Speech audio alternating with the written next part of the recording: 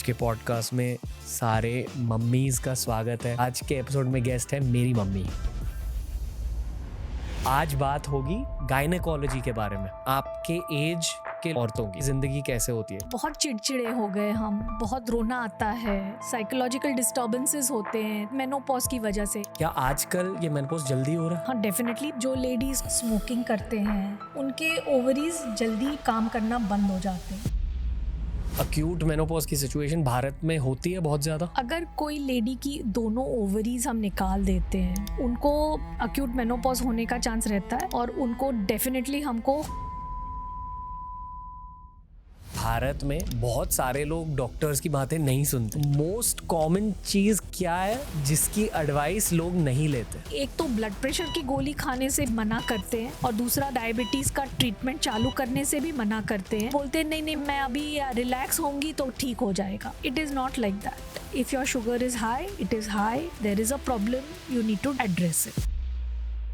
Patients में commonly गलतफहमियां क्या होती है? मैंने देखा है कि पीरियड के टाइम जब पेन होता है और हम बोलते हैं कि आप ये गोली खाओ, तो नहीं, हमको नहीं खानी। ये दवाइयाँ जो हम दे रहे हैं वो 30-35 साल से लेडीज यूज कर रही है दुनिया भर में, और उससे आपका लाइफ इजी हो जाएगा। लेडीज अक्सर सबका ख्याल रखती है लेकिन खुद का ख्याल नहीं रखती है। एक लेडी को जरूरी है कि वो अपना खुद का ख्याल रखे ताकि वो अपने परिवार का भी ख्याल अच्छी तरह से रख सके।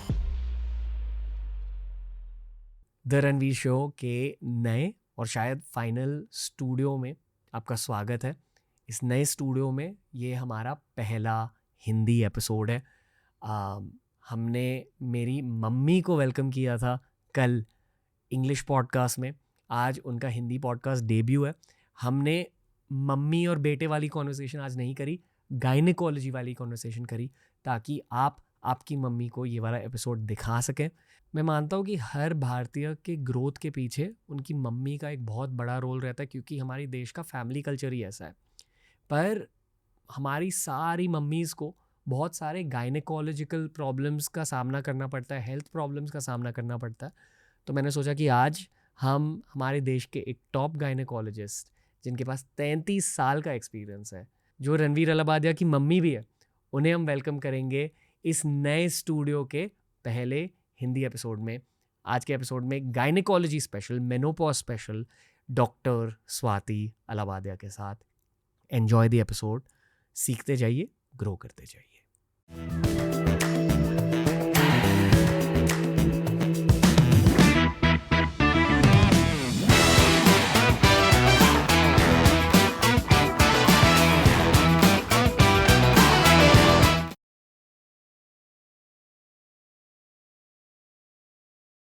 आज के पॉडकास्ट में सारे मम्मीज़ का स्वागत है। मैं चाहता हूँ कि ये वाला पॉडकास्ट हमारे देश के हर मम्मी तक पहुँचे। जितने भी लोग हिंदी समझते हैं, उनकी फैमिलीज़ में जितनी भी औरतें हैं, उन तक ये एपिसोड पहुँचे। और मैं ये भी कहना चाहूँगा कि आज के एपिसोड में गेस्ट है मेरी मम्मी। नमस्ते मम्मी। नमस्ते। हमारे नए स्टूडियो में ये हमारा पहला हिंदी पॉडकास्ट है। तो आज बात होगी गायनेकोलॉजी के बारे में।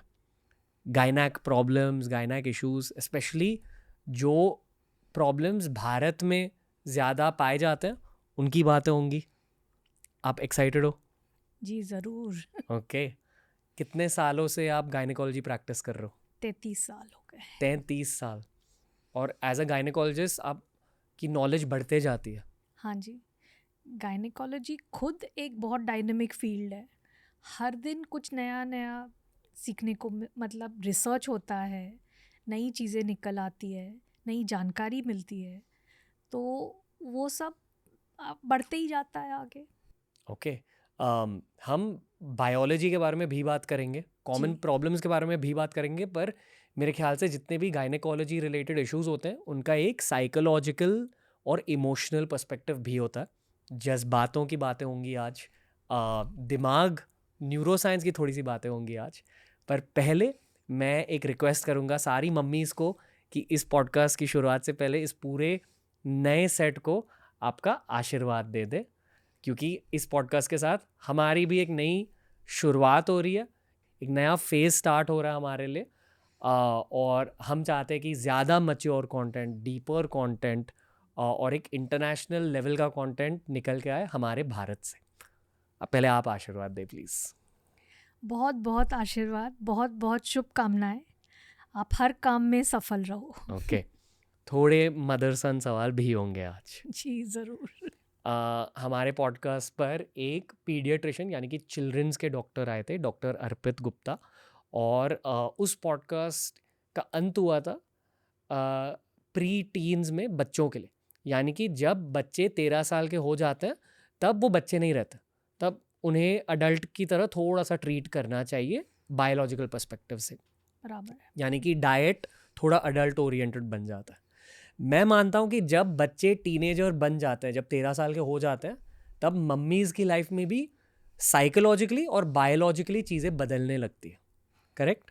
एक औरत की ज़िंदगी उसके जन्म के पहले शुरू हो जाती है। जो अब जब भी वो अपनी मम्मी के पेट में थी, तब से उसका आगे का फ्यूचर निश्चित होता है। तो जो बच्ची होती है तब क्या खाती है, क्या पीती है, उसके ऊपर भी उसका फ्यूचर निर्भर होता है। टीनेजर के प्रॉब्लम्स अलग होते हैं, शादीशुदा औरत के अलग। मेनोपॉज हो जाता है, पीरियड्स बंद हो जाते हैं तो प्रॉब्लम्स अलग होते हैं। और बहुत उम्र की लेडीज़ जो होती है उनके अलग होते हैं। तो एक गायनेकोलॉजिस्ट का काम जन्म से पहले शुरू हो जाता है और जन्म के एंड तक रहता है।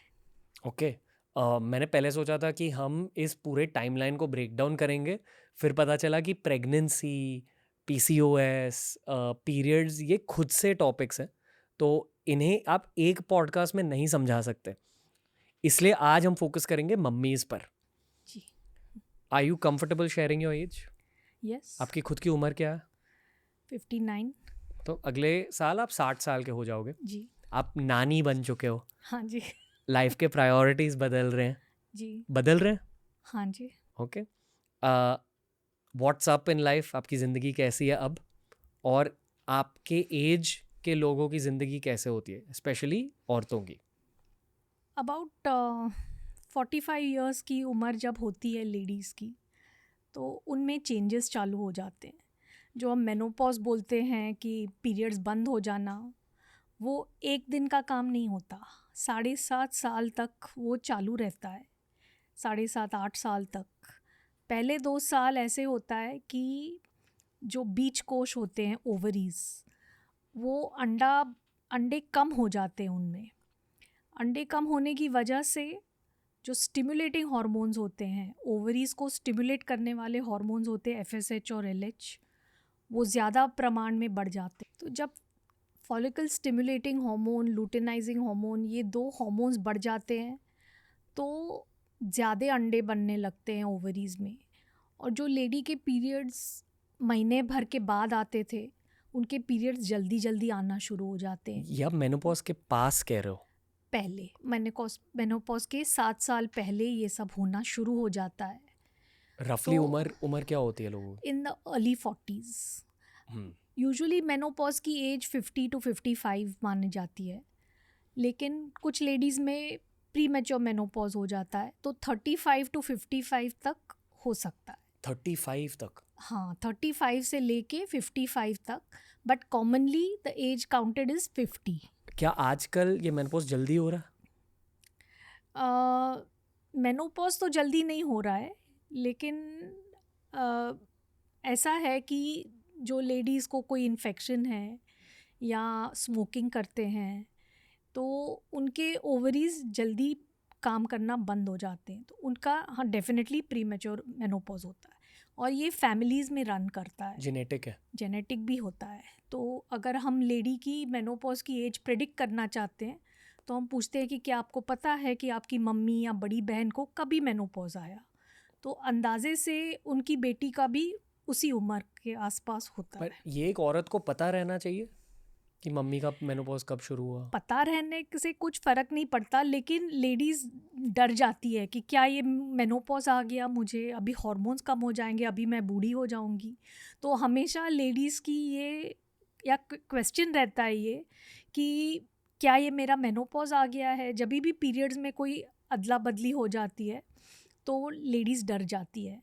तो उनके लिए एक मैं ये बोलती हूँ कि ये आप पता करें कि आपकी मम्मी या बड़ी बहन का मेनोपॉज कभी हुआ। दूसरा प्रॉब्लम तो हम फेस करते हैं कि आजकल बहुत लेडीज़ की हिस्टेरेक्टमी हो जाती है। क्या होती है हिस्टेरेक्टमी? यूट्रस जो बच्चेदानी की थैली होती है वो निकाल देते हैं। अगर फाइब्रॉइड्स है, अगर बहुत ब्लीडिंग है, अगर कोई और प्रॉब्लम है तो बच्चेदानी की थैली निकाल दी जाती है। तो उनको मालूम ही नहीं है कि कभी मेनोपॉज आया। मेनोपॉज मतलब कभी उनके ओवरीज काम करना, मतलब अंडे बनाना और अंडे फूटना बंद हो जाए। थोड़ी स्टूपिड क्वेश्चन है, पर हिस्टेरेक्टमी के बाद भी पीरियड्स आते हैं? हिस्टेरेक्टमी के बाद पीरियड नहीं आते हैं अनलेस इट इज़ अ सब टोटल हिस्टेरेक्टमी। मतलब एक यूट्रस का एक हिस्सा निकाला जाता है। हाँ, तो जब मेन हिस्सा निकाला जाता है लेकिन थोड़ा पार्ट अगर यूट्रस का नीचे का पार्ट रह गया तो उसमें से कभी कभी ब्लीडिंग होती रहती है। सर्विक्स, यूट्रस का जो मुंह होता है वो, और उसके साथ थोड़ा यूट्रस का लोअर पार्ट रह जाता है। तो हाँ, पीरियड्स आ सकते हैं हिस्टेरेक्टमी के बाद। लेकिन जब भी फुल यूट्रस निकाला जाता है तो पीरियड्स बिल्कुल बंद हो जाते हैं।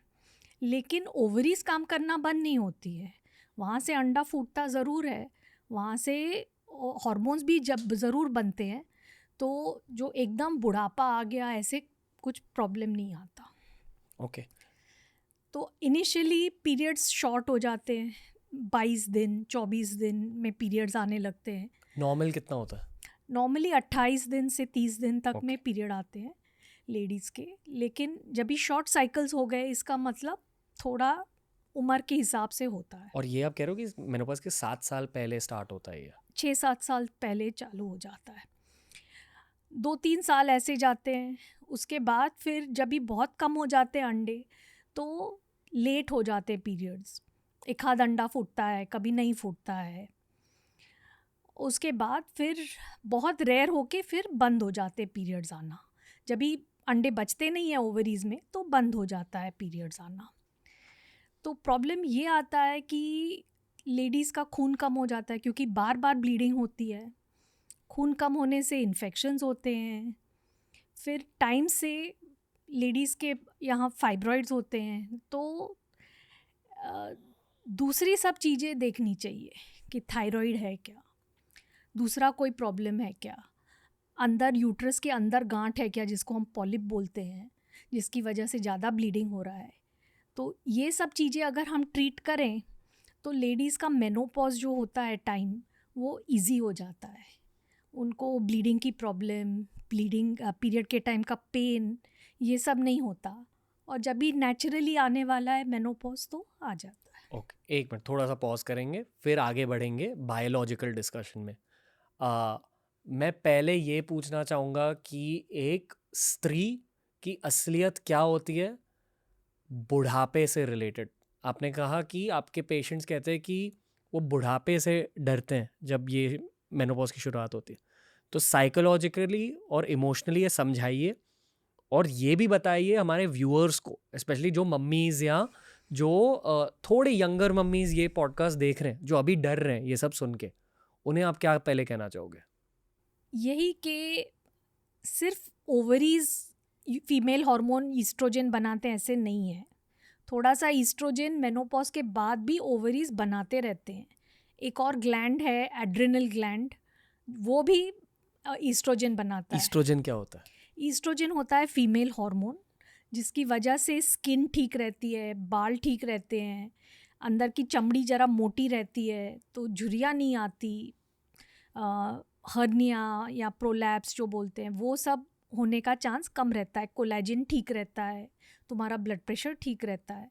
तो ये सब काम ईस्ट्रोजन करता है। बेसिकली आप ज़्यादा यंग दिखते हो। हाँ जी। ओके। तो और जो फैट टिश्यू होता है वो भी ईस्ट्रोजन बनाता है। सो थोड़ा बहुत ईस्ट्रोजन बॉडी में बनते रहता है, इवन आफ्टर मेनोपॉज वो बनते रहता है। उसके बाद there are things called phytoestrogens, plant ईस्ट्रोजन्स।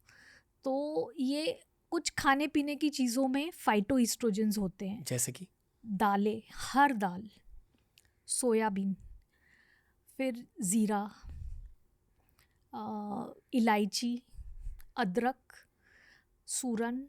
सो ये चीज़ों में पाए जाते हैं। आप पेशेंट्स को इन चीज़ों को हाँ, डाइट में मैं इंक्लूड करने को कहते हो? डेफिनेटली बोलती हूँ कि ये चीज़ें जितनी आप खा सको उतनी ज़रूर खाएं, सो दैट प्लांट ईस्ट्रोजन्स मिले आपको, फाइटो ईस्ट्रोजन्स मिले, जिसकी वजह से आपका oestrogen, it's like oestrogen replacement therapy, थोड़ा बहुत ईस्ट्रोजन होता है बॉडी में तो overall women feels young. Okay, और ये आप 33 साल के एक्सपीरियंस के बाद कह रहे हो? पढ़ने के बाद कह रहे हैं। ओके, एक इमोशनल पर्सपेक्टिव से भी बताइए, क्या आपके सामने कोई पेशेंट बहुत ज़्यादा इमोशनल हो चुकी है इसे ले? हाँ, पेशेंट्स आते हैं ये बोल के कि बहुत चिड़चिड़े हो गए हम, बहुत रोना आता है, साइकोलॉजिकल डिस्टर्बेंसेस होते हैं, तो शायद ये मेनोपॉज की वजह से, या फिर उनकी फैमिलीज़ ले आते हैं कि सारा दिन गुस्सा होते रहती है, चिड़चिड़ करती रहती है, तो ये भी एक ईस्ट्रोजन, या फिर बहुत बिना वजह रोती रहती है, तो ये भी एक ईस्ट्रोजन की कमी की वजह से ये सब चेंजेस हो सकते हैं। लेकिन एक मेनोपॉज ऐसा टाइम है जब भी लेडी के बॉडी में भी चेंजेस हो रहे हैं और सोशल चेंजेस भी हो रहे हैं, आजू बाजू भी, मतलब बच्चे बड़े हो गए होते हैं, अपने काम में लगे गए हुए होते हैं, हस्बैंड अपने काम में बिज़ी रहते हैं, तो लेडी अकेली भी पड़ जाती है, तो शायद ज़्यादा सोचती होगी। लेडीज़ रिटायर होते हैं अपने काम से, तो शायद वो उनके पास टाइम ज़्यादा है सोचने को, तो सोशल चेंजेस भी होते हैं, लेकिन डेफिनेटली इमोशनल फैक्टर भी है। बेटों को, लड़कों को क्या जानना चाहिए यहाँ अपनी मम्मियों के बारे में? यही कि ये उम्र ज़रा नाजुक उम्र है, तो मम्मी अगर चिड़चिड़ करने लगी या फिर डिप्रेस हो गई या फिर, तो मतलब वो नेचुरल प्रोसेस है, और थोड़ा दूसरी चीज़ों की तरफ भी ध्यान देना चाहिए। मम्मी को डॉक्टर के पास ज़रूर ले जाएं, उनको दूसरी कोई डेफिशिएंसी है या नहीं, थायराइड है, डायबिटीज़ है, विटामिन डी डेफिशिएंसी है, ये सब डेफिशिएंसीज रूल आउट होनी चाहिए। और जब तक पीरियड्स आते हैं तभी तक हम हार्मोन रिप्लेसमेंट नहीं देते, क्योंकि उनमें हम अज्यूम करते हैं कि उनमें इनफ ईस्ट्रोजन है। जब पीरियड्स पूरे बंद हो जाते हैं और हमें लगे कि बहुत उनमें इफ़ेक्ट है मेनोपॉज का, उसको अक्यूट मेनोपॉजल सिंड्रोम बोलते हैं। अक्यूट मेनोपॉजल सिंड्रोम में हॉट फ्लैशेस होते हैं, बिना वजह गर्मी लगने लगती है, फिर ट्रेम्युलसनेस, एक बिना वजह मतलब उंगलियां कांपने लगती है, एंजाइटी, डिप्रेशन, ये सब होता है, डरना और चिड़चिड़ापन, नींद नहीं आना, तो ये सब मेनोपॉज के लक्षण हैं। ये अक्यूट मेनोपॉज की सिचुएशन भारत में होती है बहुत ज़्यादा?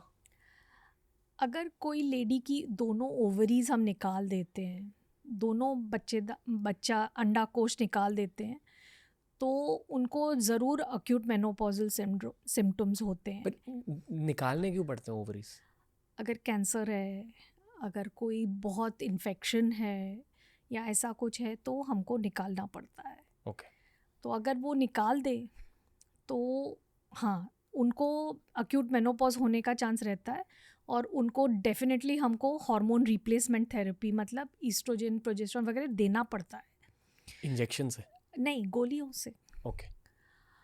और इंडियन विमेन में ये कम देखते हैं हम, क्योंकि इतनी दालें खाते हैं हम लोग, तो हमारे खाने में फाइटोइस्ट्रोजेंस काफ़ी ज़्यादा प्रमाण में होते हैं, तो इंडियन विमेन में ये इतना नहीं देखते हैं, लेकिन हाँ होता है। ओके। ये जितने भी फूड्स आपने नेम करे, सूरन, जीरा, दाल, ये बेसिकली इंडियन सब्जी के इंग्रेडिएंट्स है यस ना? मतलब इंडियन डाइट औरतों तो के सेहत के लिए बहुत फ़ायदेमंद है। वेस्टर्न कंट्रीज़ में भी है, there are foods there also, Chinese में भी है, herbal medicine and all, soya तो चाइनीज़ खाते ही हैं, तो in all cultures there are, वहाँ कुछ चीज़ें हैं जो खाने में मिलती है, Okay. जो फाइटोइस्ट्रोजन का काम करते हैं। आप इंडियन पर्सपेक्टिव से बता हाँ रहे जी। हो। ओके, आगे बढ़ने से पहले थोड़ा और बात करना चाहूँगा इंडियन डाइट्स के बारे में। मैंने आप कहा कि हाँ, सब्ज़ी में जो जीरा यूज़ होता है वगैरह वगैरह, दाल हम खाते हैं, उससे आपके सेहत को फ़ायदे मिलेंगे, पर दुनिया भर के डाइटिशियंस, स्पेशली भारत के डाइटिशियंस, ये मानते हैं कि भारत में प्रोटीन इंटेक बहुत कम रहता है, अलग अलग रीजंस की वजह से। आजकल लोग ये जानने लगे। प्रोटीन आपको मिलता है नॉनवेज से, और वेज सोर्सेज की बात की जाए तो पनीर, टोफू, दूध, दाल, छोले, काले चने, राजमा, मीन्स लेंटिल्स जो बोलते हैं, हर तरह की दाल, आखी या छिलके वाली। बेसिक लॉजिक देखो, हम इस पॉडकास्ट में डाइट के बारे में ज़्यादा बात नहीं कर सकते। एक बहुत क्रेजी पॉडकास्ट हमने क्रिएट किया है सुमन अग्रवाल मैम के साथ, वो जाके देखिए। उस वेट लॉस के एस्पेक्ट भी कवर्ड है वहाँ पर। यहाँ अगर हम गायनेकोलॉजी की बात करें, और एक और बात मैं बोलना चाहूँगी कि मेनोपॉज के बाद कैल्शियम की भी ज़रूरत होती है, प्रोटीन की भी ज़रूरत होती है, कैल्शियम की भी ज़रूरत होती है, जो आपको दूध से मिलता है। तो दूध और मिल्क प्रोडक्ट्स ये ज़रूर लेने चाहिए। ये सुमन अग्रवाल मैम ने भी कहा, जो हमारे देश की एक टॉप डाइटिशियन है। ओके, पर आपने खुद के एक्सपीरियंस में ये देखा है कि भारतीय औरतों में प्रोटीन इंटेक थोड़ा सा कम रहता है जी। तो एज अ डॉक्टर आप क्या कहते हो उन्हें? यही कि ही पनीर खाओ? नहीं, हम प्रोटीन इंटेक बढ़ाने को ज़रूर कहते हैं कि अगर वेजिटेरियन है कोई तो दालें खाओ, दूध और मिल्क प्रोडक्ट्स ये सब ज़रूर लेना चाहिए। So and exercise along with diet, also exercise. और वो भी मेनोपॉजल विमेन को थोड़ा रेजिस्टेंस वाले एक्सरसाइजेस करने चाहिए, मतलब वेट्स, लाइट वेट्स उठाने चाहिए।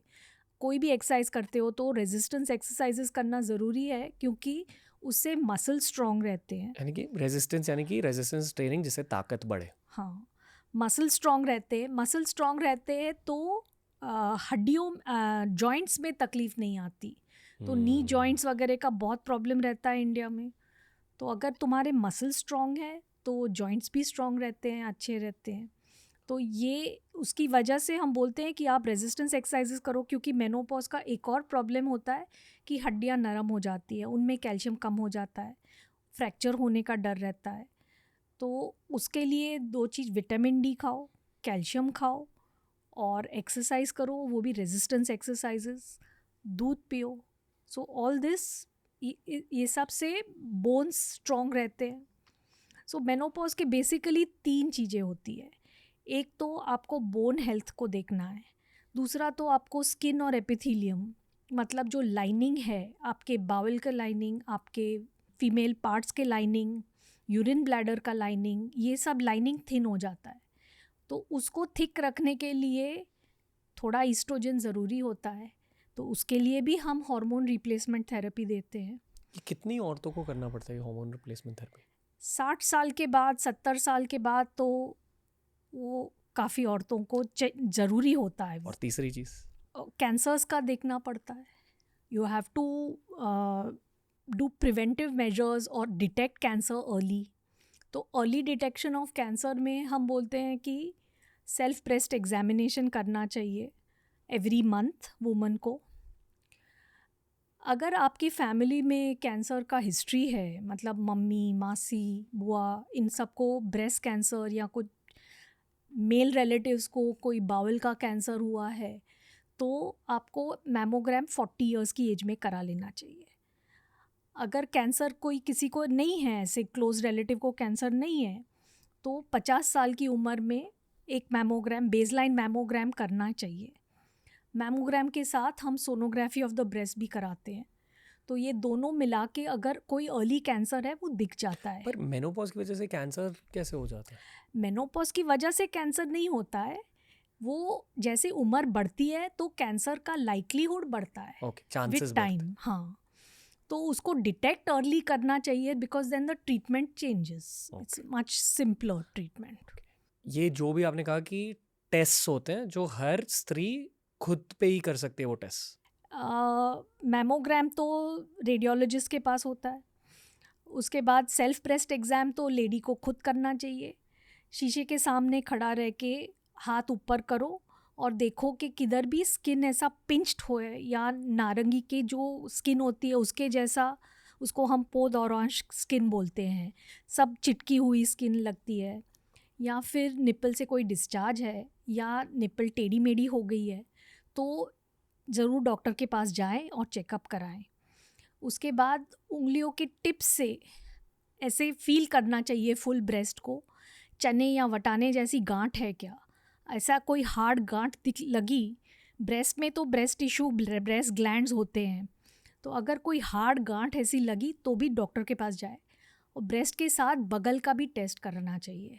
बगल इज़ लाइक अ पिरामिड, उसके 4 वॉल्स होते हैं और एक एपेक्स। आर्मपिट तो front wall, side wall which is the arm, back wall and middle wall which is your chest, और फिर उसके टिप में वहाँ भी कोई गांठ लगी तो भी वो सिग्निफिकेंट है, तो उसकी जांच कराना ज़रूरी है।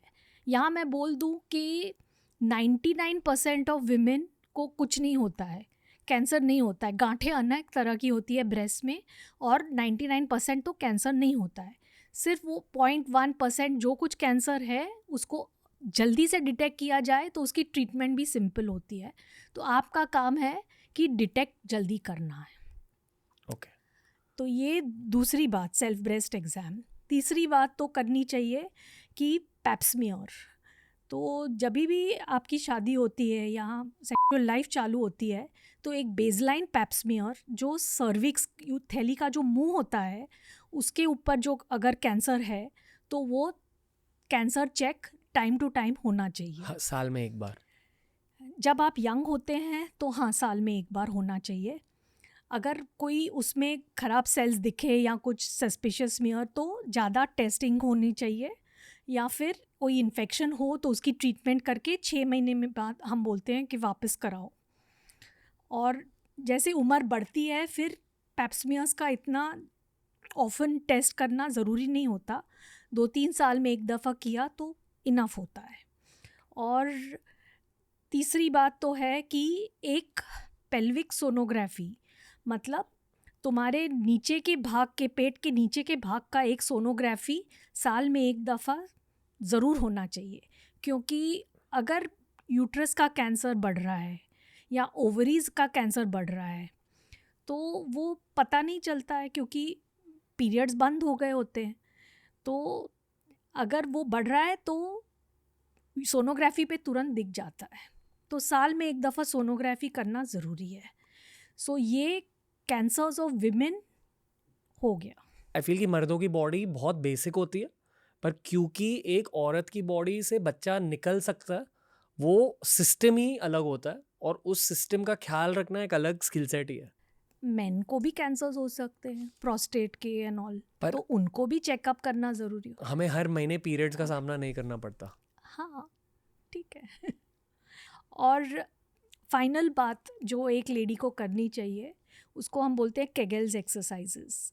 तो जो नीचे एक पेल्विस में एक ऐसा मसल होता है, एक टोप के जैसा, वो मसल, मतलब जब भी आप स्टूल पास करते हो, यूरिन पास करते हो, पेशाब करते हो, तो वो मसल कॉन्ट्रैक्ट करके वो काम में आता है। डिलीवरी के टाइम भी वही मसल काम में आता है।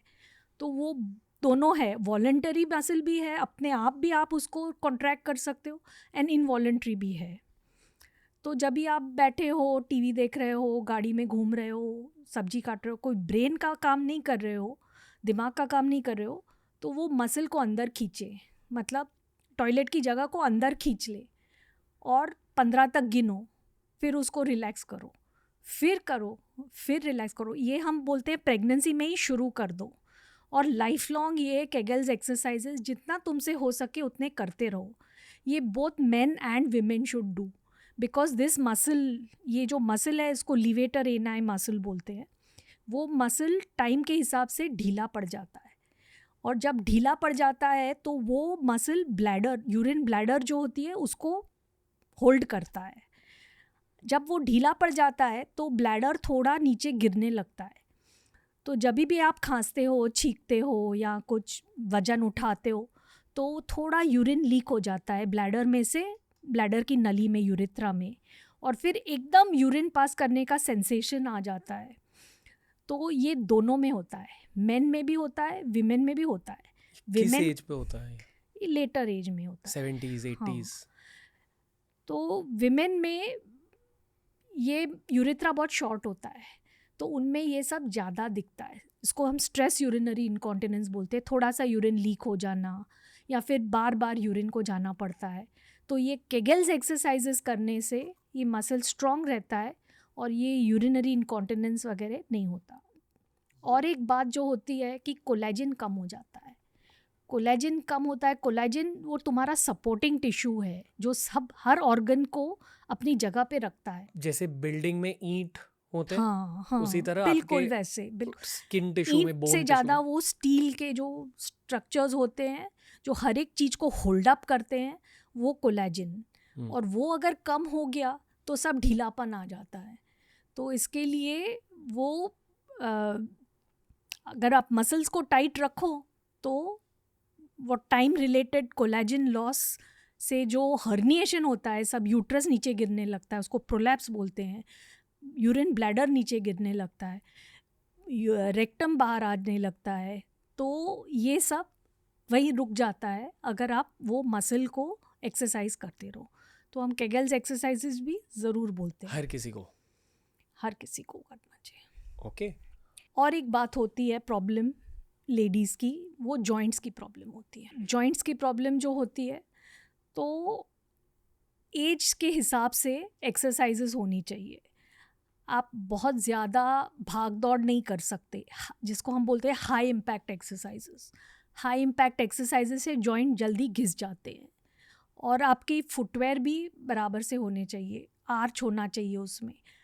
उम्र से, वजन से फ्लैट फीट होने लगते हैं तो फीट के प्रॉब्लम्स चालू हो जाते हैं, घुटनों के प्रॉब्लम्स चालू हो जाते हैं। एक तरह है मसल्स को स्ट्रॉन्ग बनाओ, दूसरा है कि ठीक से आपका खुराक ठीक होना चाहिए, कैल्शियम होना चाहिए, और तीसरी बात तो आपका फुटवेयर भी बराबर होना चाहिए।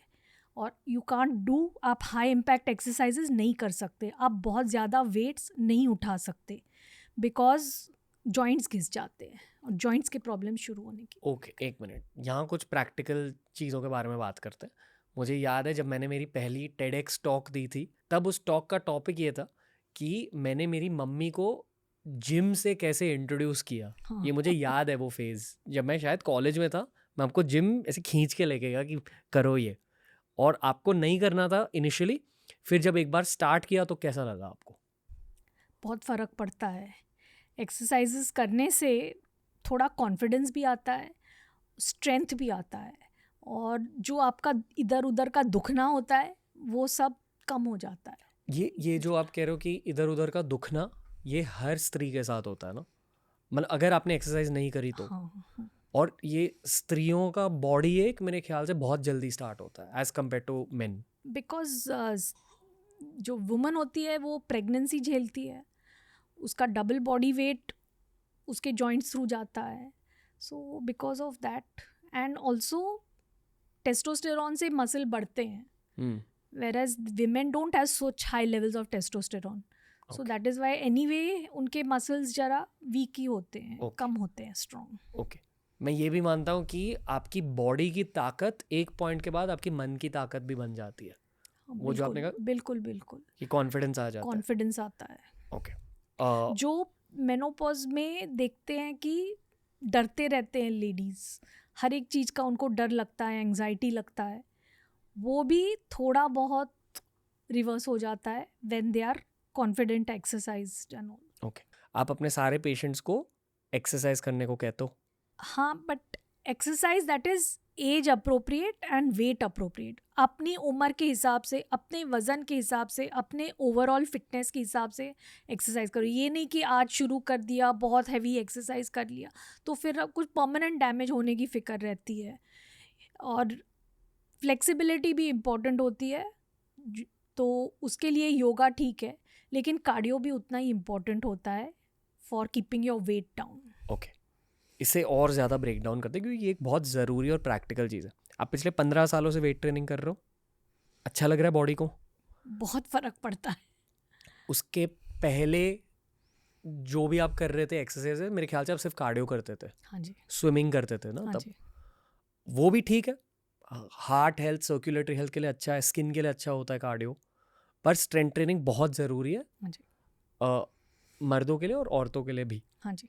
ओके, अभी प्रैक्टिकल रियलिटी ये है कि भारत में बहुत सारी लड़कियां जिम नहीं जाती जी। अलग अलग रीजंस की वजह से। जी। मेरी पहली सजेशन ये होती है कि अगर हो सके तो जिम जाया करो और इनिशियली पहले के 3-4 महीनों में ट्रेनर ले लो, अच्छा वाला ट्रेनर ले लो जिनका थोड़ा एक्सपीरियंस ज़्यादा है जी। ताकि आपको हेल्प हो जाए। बराबर। पर अगर लोग ट्रेनर को अफोर्ड नहीं कर सकते, मैं ये मानता हूँ कि 3-4 बहुत बढ़िया और बड़े यूट्यूब फिटनेस चैनल्स फॉलो करने चाहिए, वहाँ से आप बहुत कुछ सीख सकते हो। बराबर। ओके, अगर कोई जिम भी नहीं जा सकता, वेट्स भी नहीं उठा सकता, मैं मानता हूँ कि फ्री बॉडी एक्सरसाइजेस घर पे ही करनी चाहिए एटलीस्ट। जी।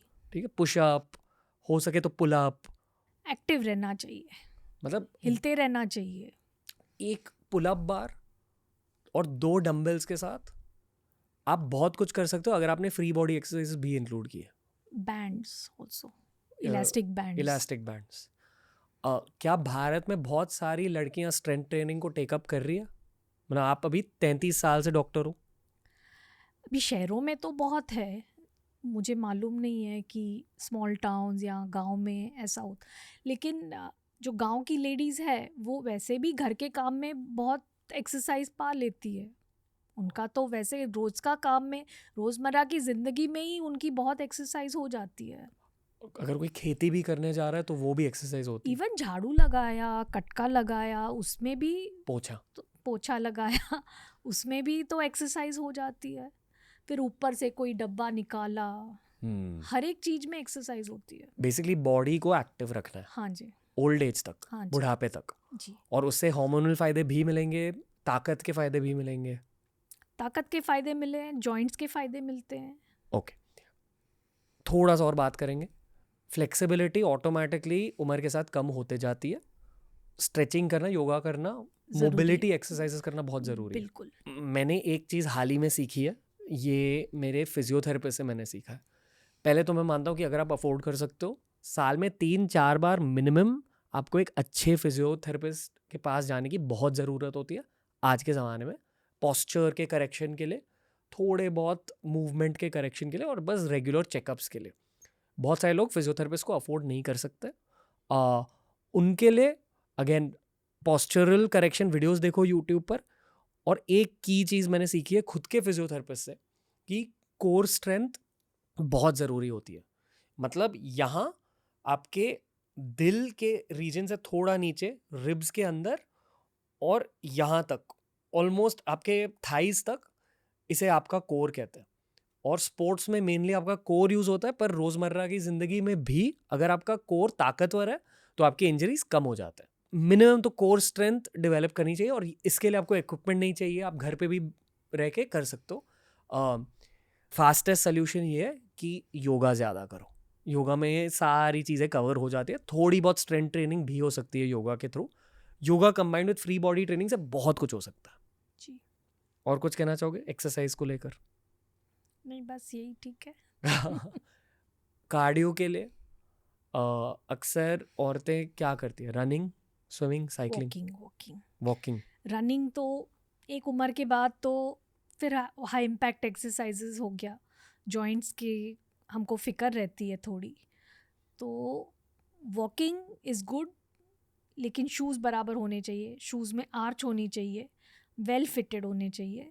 और हम बोलते हैं कि थोड़ी सी अगर धूप में चल सको तो बेटर है। तो विटामिन डी निर्माण होता है चमड़ी में, और विटामिन डी इम्पॉर्टेंट होता है कैल्शियम को आंतड़े से एब्जॉर्ब करने के लिए। कैल्शियम अगर एब्जॉर्ब हुआ तो हड्डियाँ मजबूत रहती है। तो इसके लिए थोड़ा सा धूप में, कच्ची धूप में चलो। ओके। मैं एक और बात बताना चाहूँगी कि बैलेंस के एक्सरसाइजेस करने चाहिए। ओल्डर पीपल को उनका बैलेंस छूट जाता है और इसकी वजह से गिरते हैं तो फ्रैक्चर हो जाता है। तो इसके लिए अपना बैलेंस अच्छा रखने के लिए स्पेशल एक्सरसाइजेस होते हैं, जैसे एक पाँव पे खड़े रहना या पाँव आगे पीछे घुमाना, एक पाँव को आगे करके आगे पीछे घुमाना। तो अगर आपका बैलेंस ठीक रहा, और जो आपने बोला कोर एक्सरसाइजेस, और दूसरी बात तो है कि जो दोनों men as well as women, older men and women, वो लोग को हर काम मतलब बैठ के करना चाहिए। जैसे अंडरवेयर पहनते हैं तो खड़े रह के एक पाँव पे बैलेंस होता है, बैलेंस नहीं रहता है और गिर जाते हैं। तो उसकी वजह से बैठ के पहनो। और बाथरूम भी उस बहुत स्लिपरी नहीं होना चाहिए, कोई भी स्लिपरी सरफेस पे नहीं जाओ, तो क्योंकि छूट गया तो आप अपने आप को संभाल नहीं पाओगे। इसके लिए वो स्लिपरी सरफेस नहीं होना चाहिए। ये सब चीज़ें एक उम्र के बाद उसका ख्याल रखना पड़ता है। Okay, moving on. हमने हिस्टेरेक्टमी की बात करी इस जी। पॉडकास्ट की शुरुआत में। हिस्टेरेक्टमी यानी कि यूट्रस को पूरी तरह से निकाला जाता है, जी। या एटलीस्ट उसका एक हिस्सा निकाला जाता है। हम्म। क्या ये हर स्त्री को करना ज़रूरी है? नहीं, बिल्कुल नहीं। एक्चुअली अभी तो हमारी सोच है कि मोस्ट लेडीज़ को हिस्टेरेक्टमी ज़रूरी नहीं होती। तो अगर हार्मोनल प्रॉब्लम हो जिसकी वजह से ब्लीडिंग ज़्यादा हो रही है, या कोई डेफिशिएंसी है जिसकी वजह से ब्लीडिंग ज़्यादा हो रही है, तो वो प्रॉब्लम को टैकल करो, ना कि यूट्रस ही निकाल दो।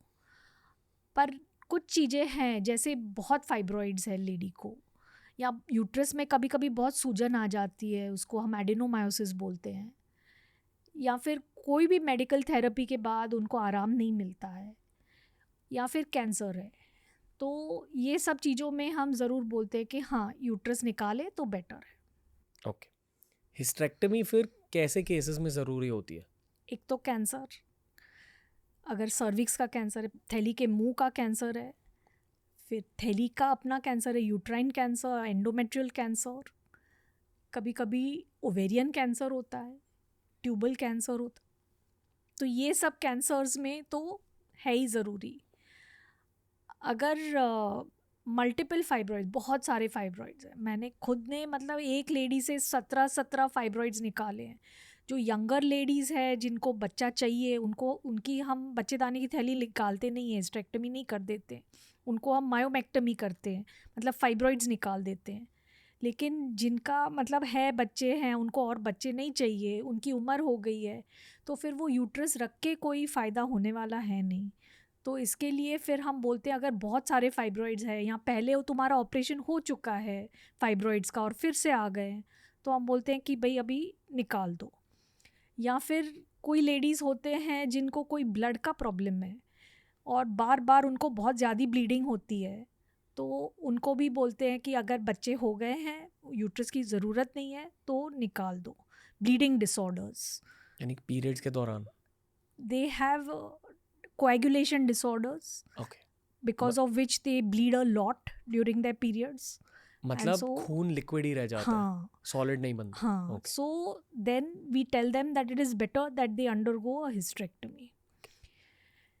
There is एक है एडिनोमायोसिस, जिसमें यूट्रस का जो मसल है वो बहुत सूज गया होता है, और जो अंदर की लाइनिंग होती है यूट्रस की, वो यूट्रस के मसल में चला गया होता है। उसकी वजह से बहुत पेन होता है पीरियड के टाइम, रिलेशंस रखने के टाइम भी बहुत पेन होता है। तो ऐसे में भी हम बोलते हैं कि better you remove once child bearing is over. ये कितने लोगों में होता? भारत में 6% लोगों को, कुछ स्टडीज़ में ज़्यादा, लेकिन 6 से 10% तक आप मान सकते हो। ओके, पर भारत में है कॉमन? हाँ, बहुत ज़्यादा नहीं, बहुत ज़्यादा नहीं बोल सकते, लेकिन मैं तो IVF इनफर्टिलिटी की डॉक्टर हूँ, तो इनफर्टिलिटी में ज़्यादा हम देखते हैं, एंडोमेट्रियोसिस, एडिनोमायोसिस, ये हम ज़्यादा देखते हैं।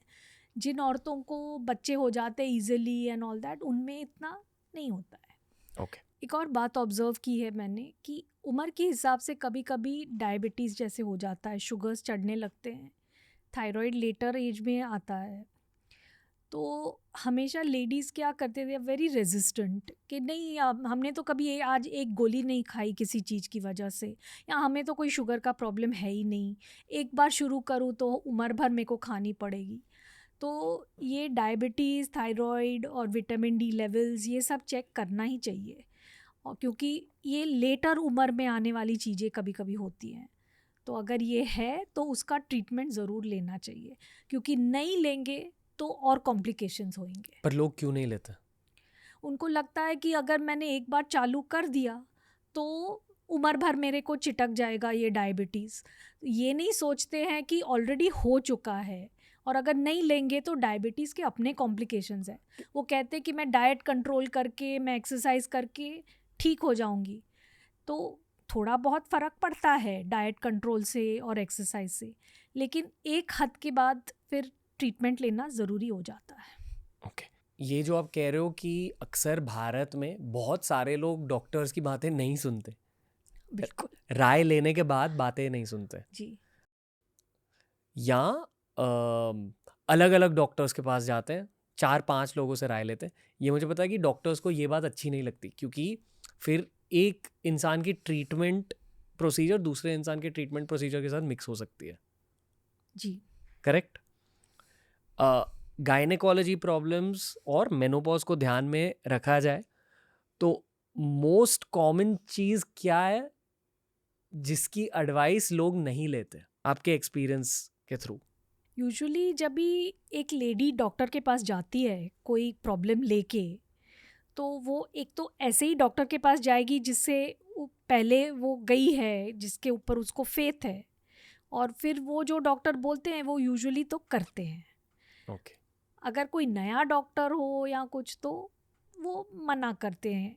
लेकिन मैंने देखा है कि एक तो ब्लड प्रेशर की गोली खाने से बहुत मतलब लेडीज़ मना करते हैं, और दूसरा तो डायबिटीज़ का ट्रीटमेंट चालू करने से भी मना करते हैं। ब्लड प्रेशर का गोली बोलते हैं नहीं नहीं मैं बहुत स्ट्रेस में थी तो मेरा ब्लड प्रेशर चढ़ गया, और मैं अभी रिलैक्स होंगी तो ठीक हो जाएगा। और डायबिटीज़ का भी वही बोलते हैं, मैं थोड़ा ज़्यादा शुगर हो गया, गणपति थे या दिवाली थी तो ज़्यादा मिठाई खा ली, अभी ठीक हो जाएगा। तो it is not like that. If your sugar is high, it is high, there is a problem, you need to address it. So ये मैंने 2 चीज़ें देखी है जहाँ लेडीज़ फॉलो नहीं करती हमारा एडवाइस। यंगर एज में मैंने देखा है कि पीरियड के टाइम जब पेन होता है और हम बोलते हैं कि आप ये गोली खाओ, तो नहीं हमको नहीं खानी, हमको मतलब ये गोलियों से हम खाते ही नहीं हैं, हम तो बस होम्योपैथी लेंगे, ऐसे भी होते हैं पेशेंट्स। तो आप क्या कहते हो फिर? तो मैंने बोलते आप होम्योपैथी लो, लेकिन उससे फ़र्क नहीं पड़ा तो मेरी दवाई भी ले लो। ओके।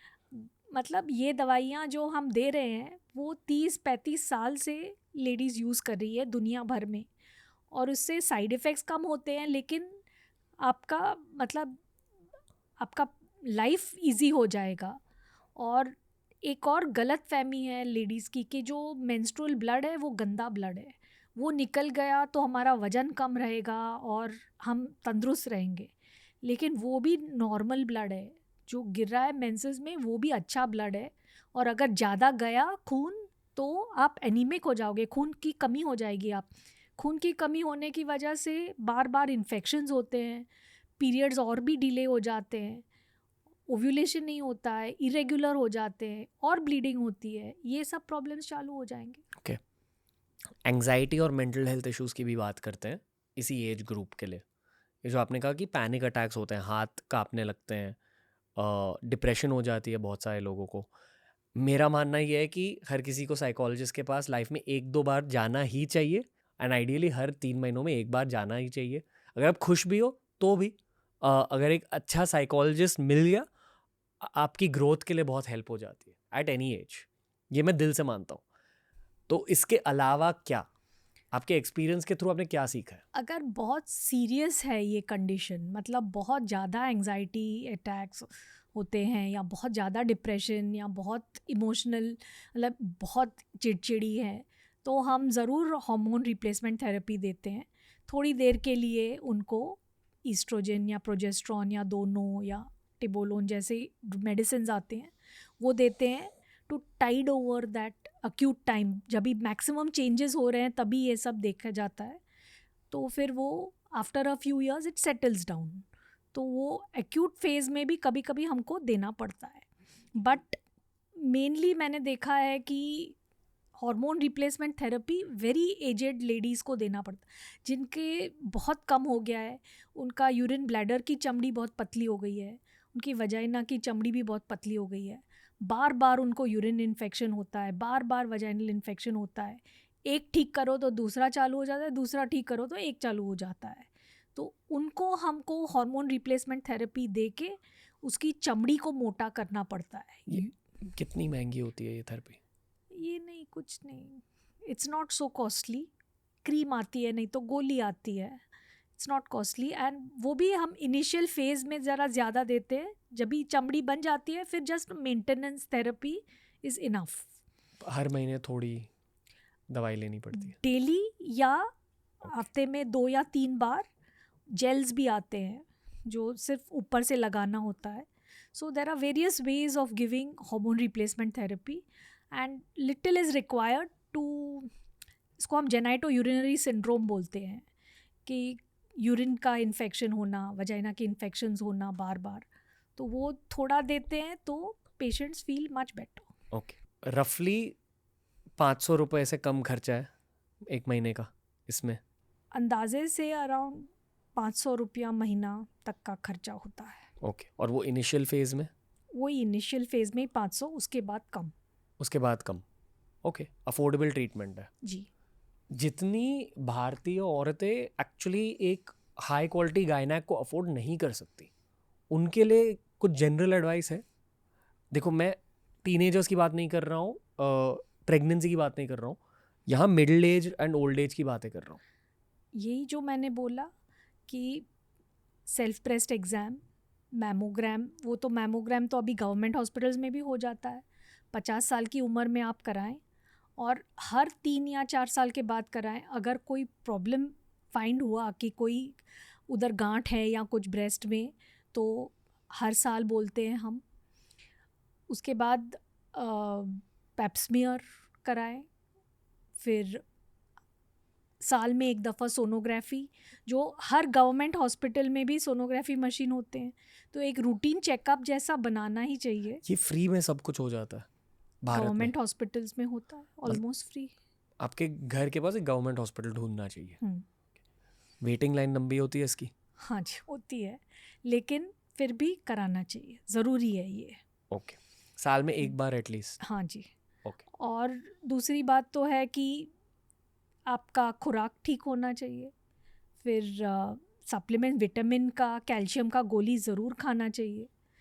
वो भी कम कॉस्ट में गवर्नमेंट हॉस्पिटल्स में मिल जाता है. तो कैल्शियम का गोली और विटामिन्स का गोली ज़रूर खाएं. एक्सरसाइज करके एक्टिव रहें. और ब्लड टेस्ट भी साल में एक दफ़ा कराना चाहिए. शुगर है क्या, खून कमी है क्या, ये सब चीज़ों का पता होना चाहिए. थायराइड का लेवल, ये सब साल में एक दफ़ा तो करना चाहिए. ओके. आई थिंक हम पॉडकास्ट के अंत तक पहुंच चुके हैं. क्या ये एक ज़रूरी कॉन्वर्सेशन थी?